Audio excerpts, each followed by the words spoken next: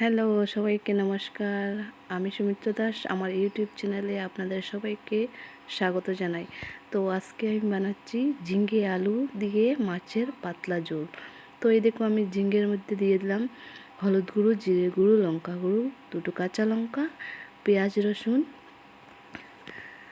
তারপরে একটু নাড়াচাড়া করে ভেজে নেব।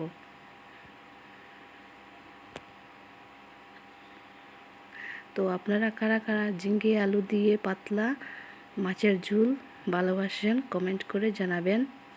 আর এখন দিয়ে দেব কয়েক পিস টমেটো। তো টমেটো দিয়ে এখন আর একটু নাড়াচাড়া করে ভেজে নেব। আর এই রেসিপিটা যদি ভালো লাগে লাইক, শেয়ার, কমেন্ট করে দেবেন আর আমার চ্যানেলটাকে সাবস্ক্রাইব করে দেবেন। আর সবাইকে আমার তরফ থেকে শুভরাত্রি।